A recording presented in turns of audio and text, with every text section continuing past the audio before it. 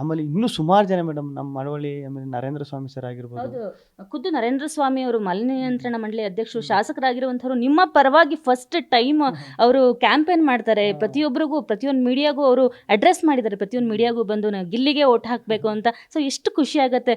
ನಿಮ್ಮ ಒಂದು ಈ ಜರ್ನಿ ಇದೆಯಲ್ಲ, ಬಿಗ್ ಬಾಸ್ ಜರ್ನಿ, ಇವತ್ತು ಕರ್ನಾಟಕನ ತುಂಬ ಫೇಮಸ್ ಮಾಡಿಬಿಟ್ಟಿದೆ.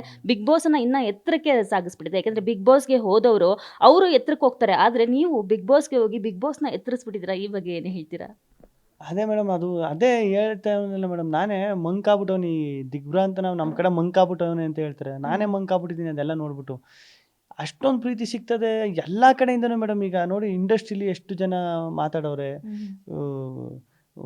ಇಲ್ಲಿ ರಾಜಕೀಯ ನಾಯಕರುಗಳು ಎಷ್ಟು ಮಾತಾಡೋರೆ, ಹೊರಗಡೆ ಎಷ್ಟು ಮಾತಾಡೋರೆ ಅಂದರೆ ನಮ್ಮ ಸೈನಿಕರು, ಯೋಧರು ಅವ್ರು ಮಾತಾಡೋರೆ, ಬೇರೆ ದೇಶದಲ್ಲಿ ಕನ್ನಡಿಗರು ಮಾತಾಡೋರೆ, ಬೇರೆ ದೇಶದಲ್ಲಿ ಬೇರೆ ರಾಜ್ಯದಲ್ಲಿ ಸೋಷಿಯಲ್ ಮೀಡಿಯಾದಲ್ಲಿ ಮಾತಾಡೋರೆ, ಅದನ್ನು ನೋಡೋನಿ ಪ್ರತಿಯೊಂದು. ಆಮೇಲೆ ಸಾಂಗ್ಗಳೇನು ಡಮಾಲ್ ಡೆಮಿಲ್ ಡಕ್ಕ ಗಿಲ್ಲಿ ಗೆಲ್ಲೋದು ಪಕ್ಕ ಸಾಂಗ್ಗಳು ಮಾಡೋರೆ. ಗಿಲ್ಲಿ ಗಿಲ್ಲಿ ಗಿಲ್ಲಿ ಕಿಂಗು ಮಾತಲ್ಲಿ ಗಿಲ್ಕಿ ಆಡಿಸ್ದಂಗೆ ಆಡಿಸ್ತಾನೆ. ಇಲ್ಲಿ ಎಷ್ಟು ಸಾಂಗ್ಸ್ ಮಾಡಿದ್ದಾರೆ ಅಂದರೆ, ನಾಟ್ ಓನ್ಲಿ ಕನ್ನಡ. ಗಿಲ್ಲಿಯವರೇ, ನೀವು ನಂಬ್ತಿರೋ ಬಿಡ್ತಿರೋ, ನಾನು ತುಂಬ ಗ್ಯಾರಂಟಿ ನ್ಯೂಸಲ್ಲಿ ನಿಮ್ಮದು ದಿನಕ್ಕೆ 2 ಪ್ರೋಗ್ರಾಮ್ ಮಾಡ್ತಿದ್ವಿ ನಾವು. ಗಿಲ್ಲಿಯವ್ರದ್ದು 2:30ಗೊಂದು 5:30ಗೊಂದು ಸಂಜೆನೂ ಮಾಡ್ತಾ ಇದ್ವಿ ನಾವು.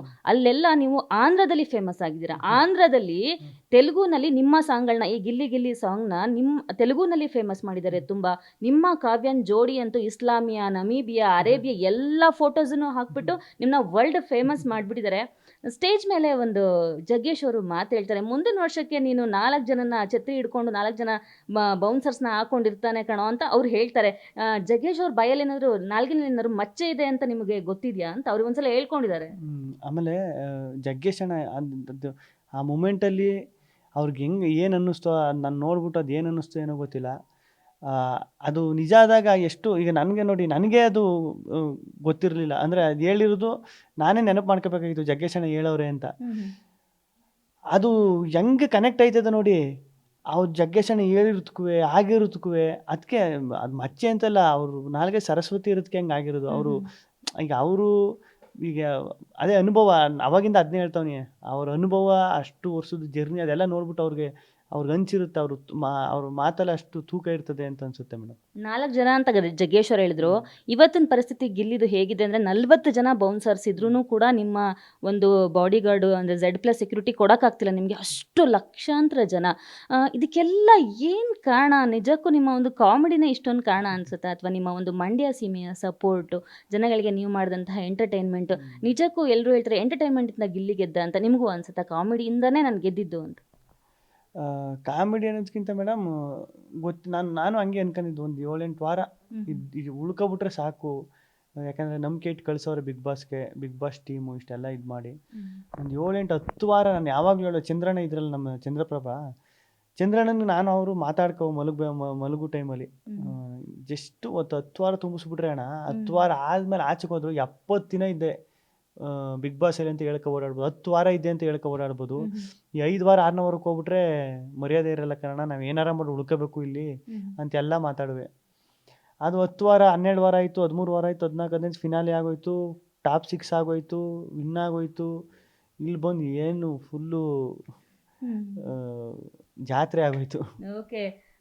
ಗಜಕೇಸರಿ ಯೋಗ, ರಾಜಯೋಗ, ಅದೃಷ್ಟದ ಹೆಬ್ಬಾಗಲು ಎಲ್ಲನೂ ಒಟ್ಟೊಟ್ಟಿಗೆ ಒದ್ಕೊಂಡು ಗಿಲ್ಲಿಗೆ ಬಂದ್ಬಿಟ್ಟಿದೆ ಅಂತ ಹೇಳ್ತಿದ್ದಾರೆ. ಒಂದು ರಾಜಾವಲಿಯಲ್ಲಿ ಹೇಳ್ತಾರಲ್ಲ, ಈ ಒಂದು ಶ್ರಾವಣ ಕಳೆದು ನನ್ನ ಮಗ ಟಾಪಲ್ಲಿ ಬರ್ತಾನೆ ಅಂತ. ಆ ಥರ ಏನಾದ್ರು ಆಗ್ಬಿಟ್ಟಿದೆಯಾ ನಿಮಗೆ? ನಿಮ್ದು ಯಾವ್ದು ರಾಶಿ ಗಿಲ್ಲಿ ಅವರೇ? ನಂದು ವೃಶ್ಚಿಕ ರಾಶಿ.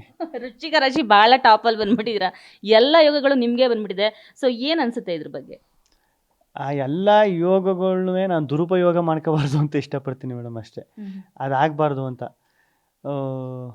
ಅದು ಯೋಗ ಅನ್ನೋದಕ್ಕಿಂತ ಅದು ಎಲ್ಲೋ ಒಂದು ಕಡೆ, ಈಗ ನಮ್ಮ ಅಪ್ಪ ನಮ್ಮವ್ವ ಮಾಡಿದ್ದು ಯಾವುದೋ ಜನ್ಮದ ಪುಣ್ಯ, ಇಲ್ಲ ನಾನು ಮಾಡಿದ್ದು ಯಾವುದೋ ಜನ್ಮದ ಪುಣ್ಯನೋ, ಇಲ್ಲ ಇಷ್ಟೆಲ್ಲ ಪಡಿಕೆ ನಾನು ಅಷ್ಟು ಅರ್ಹತೆ ಇದ್ದದೋ ಇಲ್ವೋ, ಇದೆಲ್ಲ ಸ್ಟಾರ್ಟ್ ಆಗ್ಬಿಡ್ತದೆ. ಓಕೆ. ಇನ್ನು ನೀವು ಬಿಗ್ ಬಾಸ್ ಕರೆಕ್ಟ್ ಆಗಿಂದ ನಿಮ್ಮ ಬಗ್ಗೆ ಪ್ರತಿಯೊಂದು ನೆಗೆಟಿವ್ ಇಲ್ವೇ ಇಲ್ಲ, ತುಂಬಾನೇ ಪಾಸಿಟಿವ್ ಆಗಿ ಹೋಗಿದೆ. ಬರ್ತಾ ಲಾಸ್ಟಲ್ಲಿ ಒಂದು ಸ್ವಲ್ಪ ನೆಗೆಟಿವ್ ಹೋಯಿತು ಅಷ್ಟೇ. ಬಟ್ ಕೆಲವೊಂದು ಮೂಮೆಂಟಲ್ಲಿ ಏನಾಯಿತು, ನಿಮ್ಮ ಒಂದು ಸೋಷಿಯಲ್ ಮೀಡಿಯಾ ಟೀಮ್ ವಿರುದ್ಧನೇ ಒಂದು ಇವರೇ ಅಪಪ್ರಚಾರ ಮಾಡ್ತಿದ್ದಾರೆ, ನೆಗೆಟಿವ್ ಕಮೆಂಟ್ಸು, ಅದು ಎಲ್ಲಿವರೆಗೆ ಹೋಗೋಯ್ತು ಅಂದರೆ ಸುದೀಪ್ ಅವ್ರ ಮಟ್ಟಿಗೂ ಹೊರಟೋಯ್ತು. ಅವ್ರ ಕಿಚ್ಚನ ಚಪ್ಪಾಳೆ ಕೊಟ್ಟಂತಹ ಧ್ರುವಂತ್ ಮತ್ತು ಅಶ್ವಿನಿ ಅವರಿಗೆ ಇಲ್ಲ ಇದು ಸರಿಗೇ ಇಲ್ಲ ಅಂತ ನೆಗೆಟಿವ್ ಆಗಿ ಕಮೆಂಟ್ ಮಾಡೋಕ್ಕೆ ಶುರು ಮಾಡಿಬಿಟ್ರು. ಸೊ ನಿಮಗೆ ಒಂದು ನೆಲೆ ಕೊಟ್ಟಂತಹ, ಇಷ್ಟೊಂದು ಫೇಮ್ ಕೊಟ್ಟಂತಹ ಬಿಗ್ ಬಾಸ್ ಬಗ್ಗೆನೇ ಈ ಥರ ಆರೋಪ ಬಂದ್ಬಿಡ್ತು.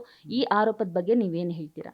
ಈಗ ನಾನು ಫಸ್ಟ್ ಹೇಳಬೇಕು ಅಂದರೆ ಮೇಡಮ್, ಈಗ ನಾನು ಅದರ ಟೀಮ್ ಕ್ರಿಯೇಟ್ ಮಾಡಿ ನೆಗೆಟಿವ್ ಕಮೆಂಟ್ ಮಾಡಿಸ್ತೀನಿ, ನೆಗೆಟಿವ್ ಆಗಿ ಏನೋ ಮಾಡ್ತೀನಿ. ನನ್ನ ಹತ್ರ ಅಷ್ಟು ದುಡ್ಡು ಇಲ್ಲ ಮೇಡಮ್ ಅದನ್ನೆಲ್ಲ ಮಾಡಿಸುವಷ್ಟು. ಆಮೇಲೆ ಈಗ ನೆಗೆಟಿವ್ ಕಮೆಂಟು ನೆಗೆಟಿವ್ ಆಗಿ ಮಾಡೋರೆ, ಈಗ ನಾನು ಅದನ್ನು ಇಟ್ಟು ನಾನು ಮಾಡಿಸ್ತೀನಿ ಅಂದರೆ ಅದಂತೂ ಒಪ್ಪಲ್ಲ ಮೇಡಮ್. ಆಮೇಲೆ ಯಾರೇ ಮಾಡಿದ್ರು, ಈಗ ಸುದೀಪ್ ಅಣ್ಣನಿಗೆ ಆ ಥರ ಮಾಡಿರೋದು, ಈಗ ಸುದೀಪ್ ಅಣ್ಣನ ನಾವು ಎಷ್ಟು ಇಷ್ಟಪಡ್ತೀವಿ ಅಂತ ಗೊತ್ತು ಎಲ್ರಿಗೂ. ಈಗ ಸುದೀಪ್ ಅಣ್ಣನಿಗೆ ಹಂಗೆ ಮಾಡೋರೆ, ಹಂಗೆ ಅಷ್ಟೆಲ್ಲ ಇದು ಮಾಡೋರೆ ಅಂದರೆ ಅದು ತಪ್ಪು ಮೇಡಮ್. ಯಾರೇ ಆದರೂ ತಪ್ಪು, ಹಂಗೆ ಮಾಡಬಾರ್ದು.